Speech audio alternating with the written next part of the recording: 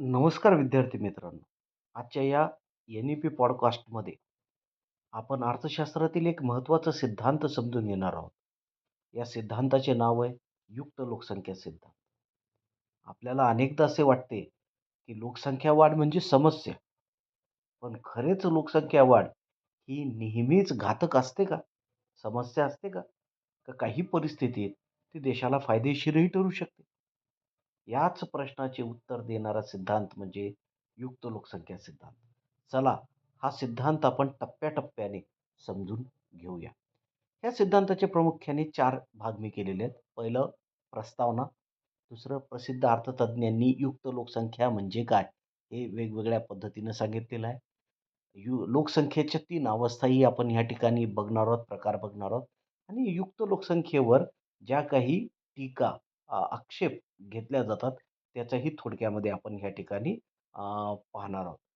बघा, पहिली हा पूर्ण जो सिद्धांत आहे, मी थोडं टेम्प्लेटच्या स्वरूपात इथं मांडलेला आहे.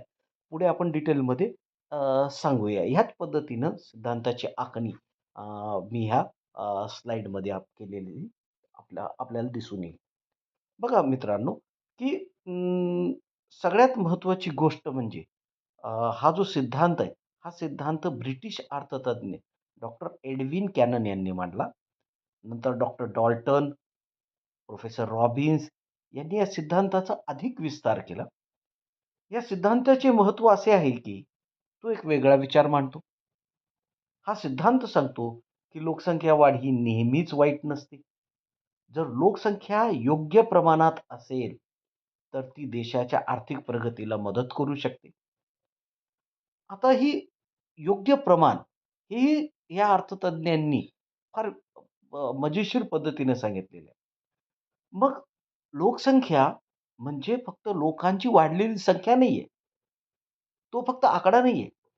लोकसंख्या म्हणजे देशातील काम करणारे हात, विचार करणारी मने, बुद्धिमत्ता आणि मानवी उत्पादनाचा घटक. लोकसंख्या म्हणजे मानवी उत्पादनाचा घटक होय. लोकसंख्या वाढली, की कामगारांची संख्या वाढते. कामगारांची संख्या वाढली, की उत्पादनही वाढतं. उत उत्पादन वाढतं, साधनसंपत्तीचा उपयोगही होतो. पण लोकसंख्या वाढ ही एका मर्यादेपर्यंत फायदेशीर असते. ती मर्यादा ओलांडली, तर मात्र समस्या निर्माण होतात. ही मर्यादा समजून सांगणारा सिद्धांत म्हणजे युक्त लोकसंख्येचा सिद्धांत होय. बघा, हा सिद्धांत आहे आर्हासी उत्पादन फलनाच्या तत्वावर. याचा अर्थ सोप्या शब्दात, जर कामगारांची संख्या आणि उपलब्ध साधनसामग्री यांच्यात योग्य प्रमाण असेल, तर उत्पादन वाढते, उत्पन्नही वाढते, लोकांचा जीवनमानही सुधारते. पण जर कामगार जास्त आणि साधने कमी असतील, तर मग मात्र उत्पादनही कमी होते, दरडोई उत्पन्नही घटते व लोकसंख्या अतिरिक्त ठरते. म्हणजे कामगारांची संख्या आणि साधनसामग्री यांच्यामध्ये असणारं प्रमाण हे जर का व्यवस्थित असेल, योग्य असेल, तर त्याचा परिणाम उत्पादन वाढीवर होतो, असा हा घटत्या फलाचा नियम सांगतो आणि हाच ह्या सिद्धांताचा आधारही आपल्याला सांगता येतो. बघा, ह्या सिद्धांतामध्ये अनेक अर्थतज्ञांनी ह्या सिद्धांताच्या संदर्भातला अर्थ सांगितलेला आहे युक्त लोकसंख्येचा. ज्याच्यामध्ये डॉक्टर डॉल्टन आहेत, प्राध्यापक बोल्डिंग आहेत, प्रोफेसर रॉबिन्स आहेत. या तिघांच्याही व्याख्या आपल्याला व्यवस्थित पुढच्या स्लाईडमध्ये समजून घ्यायच्या आहेत. बघा, डॉक्टर डॉल्टन काय म्हणतात? डॉक्टर डॉल्टन यांनी म्हणलेले, की युक्त लोकसंख्या म्हणजे अशी लोकसंख्या, ज्या लोकसंख्येमुळे देशाला देशामध्ये सर्वाधिक दरडोई उत्पन्न प्राप्त झालेलं असतं. म्हणजे त्यांनी युक्त लोकसंख्येचा निकष ही सर्वाधिक दरडोई उत्पन्नाची अवस्था समजलेलं आहे. म्हणजे अगोदरची लोकसंख्या, अतिरिक्त लोकसंख्या आणि न्यून लोकसंख्या याचा विचारही करत नाही. त्यांनी निकष एकच ठेवलेला आहे, की युक्त लोकसंख्या म्हणजे अशी लोकसंख्या, की ज्या लोकसंख्येमध्ये देशामध्ये दरडोई उत्पन्न असतं. मग त्याच्यापेक्षा कमी असेल, तर तरी दरडोई उत्पन्न कमी आहे. त्या युक्त लोकसंख्येपेक्षा जास्त लोकसंख्या असेल, तरीही दरडोई उत्पन्न कमी आहे, अशी ही व्याख्या विशद करते. प्रोफेसर रॉबिन्स यांनी सांगितलंय, की युक्त लोकसंख्या म्हणजे अशी लोकसंख्या, ज्या लोकसंख्येला देशातील उत्पादन हे महत्तम असतं, सर्वाधिक असतं. म्हणजे यांनी उत्पादनाच्या कमाल बिंदूशी युक्त लोकसंख्येचा सहसंबंध जोडलेला आहे.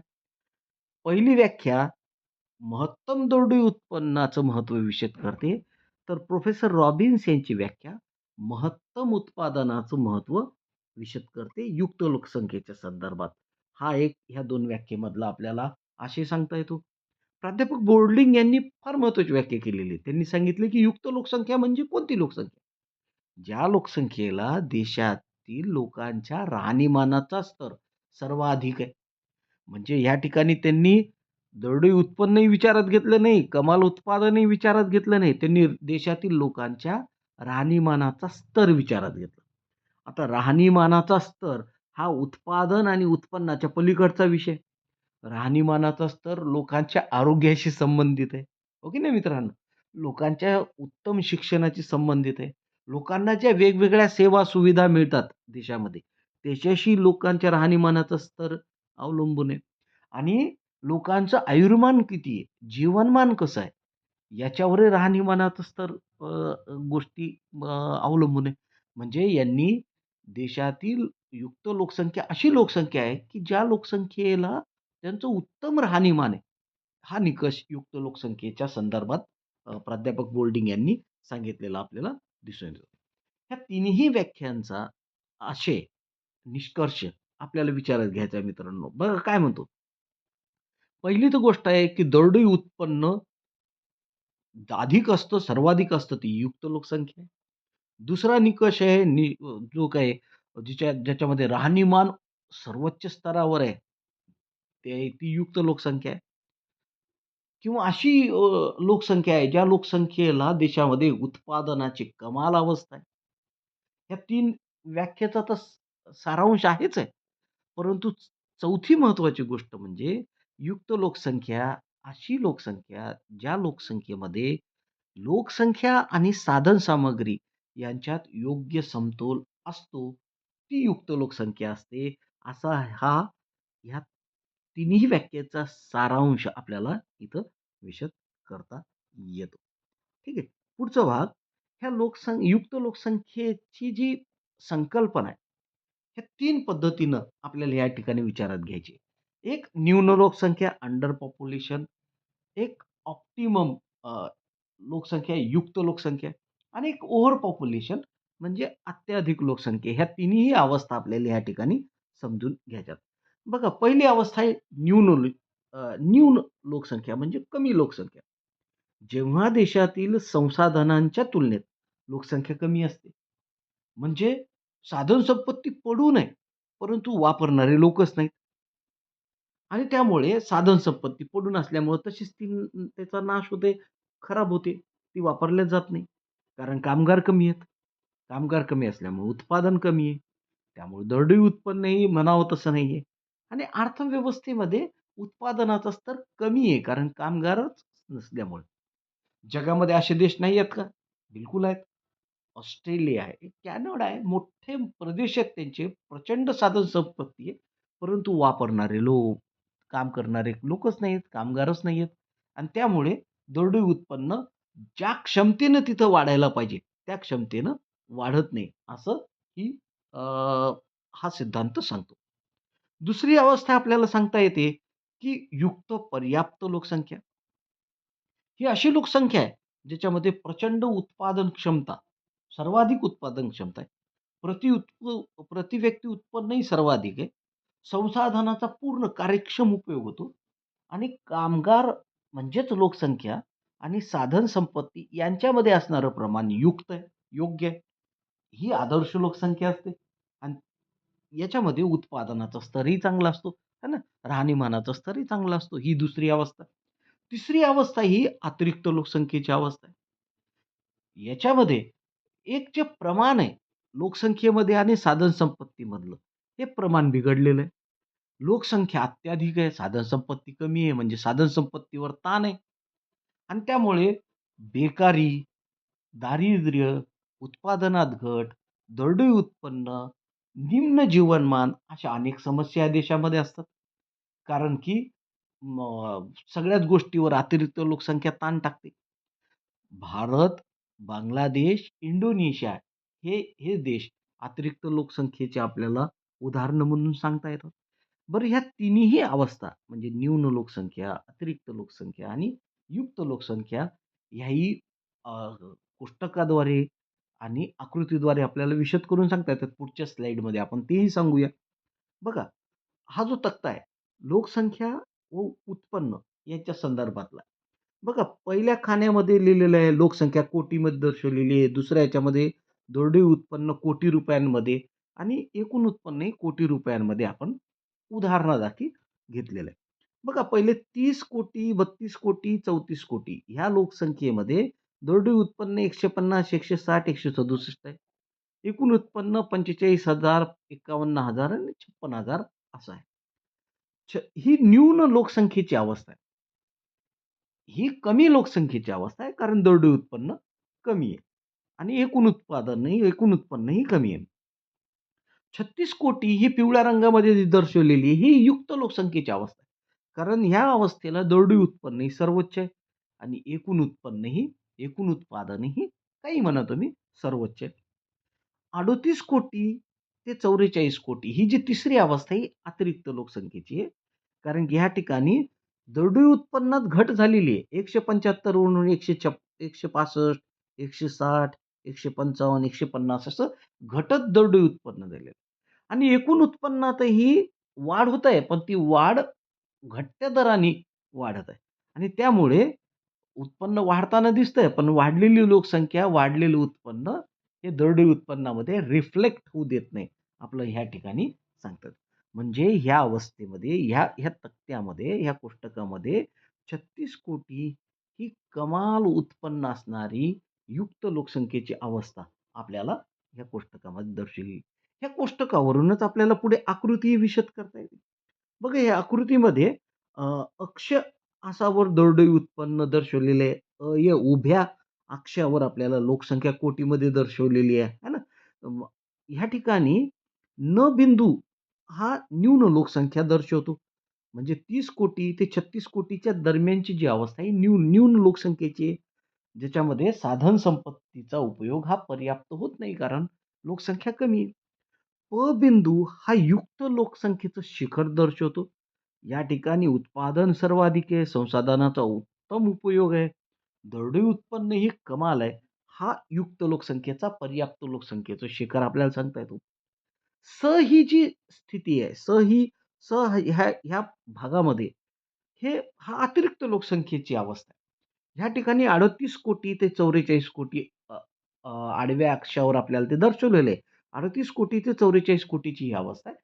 ज्याच्यामध्ये अतिरिक्त लोकसंख्या आहे. त्यामुळे दरडोई उत्पन्नातही घट आपल्याला ह्या ठिकाणी या आकृतीमध्ये आपल्याला दर्शवलेली आहे. अशा ह्या तिन्ही अवस्था कोष्टकात दर्शवलेल्या आपल्याला ह्या ग्राफमध्ये इथं सांगता येतात.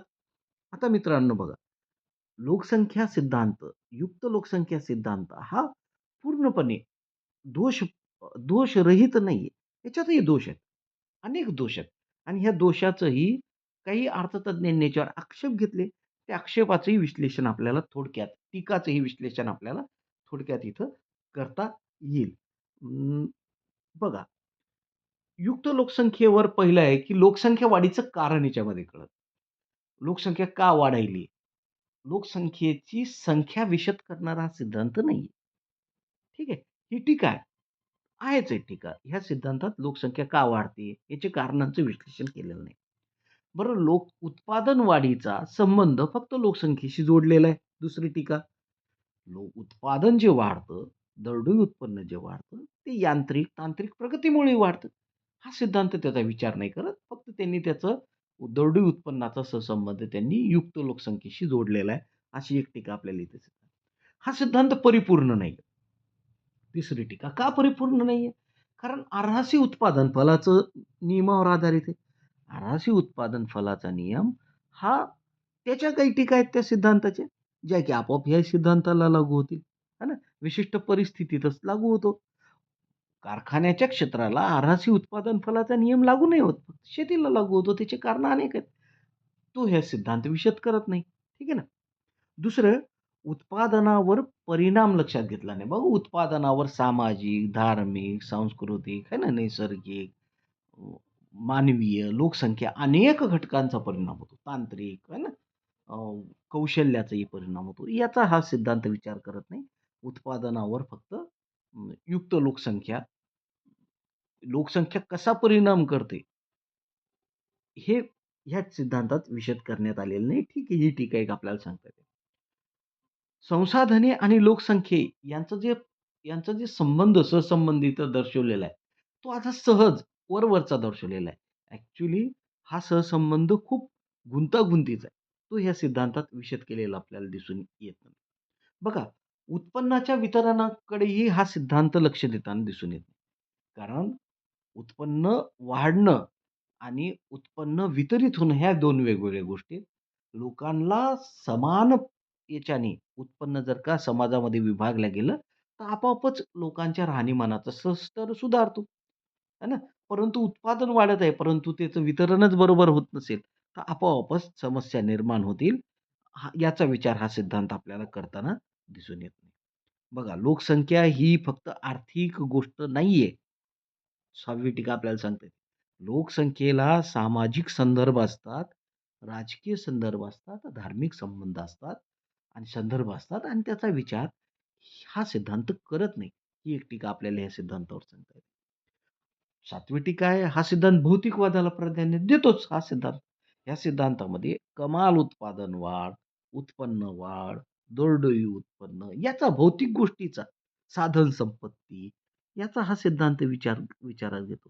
हा सिद्धांत अभौतिक गोष्टींचा विचार हा सिद्धांत करत नाही. ही एक टीका आपल्याला या सिद्धांतावर सांगता येते. अशा काही टीका जरी असल्या, तरी हा सिद्धांत मित्रांनो महत्त्वाचा आहे. आणि का महत्त्वाचा आहे? कारण हा सिद्धांत आपल्याला युक्त लोकसंख्या किती महत्त्वाची इथं सांगतो. लोकसंख्या ही फक्त समस्या नाहीये. तर लोकसंख्या हा राष्ट्राच्या विकासासाठी आवश्यक असणारा घटक पण आहे. परंतु लोकसंख्या योग्य प्रमाणात असेल तर ती राष्ट्राच्या विकासाची ताकद बनते. है ना? लोकसंख्या आणि संसाधने, लोकसंख्या आणि उत्पादन यांच्यामध्ये एक समतोल असतो. तो समतोल या सिद्धांताने इथं विषद केलेला आहे. म्हणजे भारतामध्ये प्रचंड लोकसंख्या आहे. परंतु भारत लोकसंख्या डिव्हिडंड लोकसंख्येच्या लाभांशाच्या स्थितीचंही महत्त्व भारतामध्ये आहे. म्हणजे लोकसंख्या आणि संसाधनांचं योग्य प्रमाण विशद करणारा हा सिद्धांत आहे. म्हणून ह्या सिद्धांताचं महत्त्व आपल्याला ह्या ठिकाणी विचारात घ्यावं लागतं.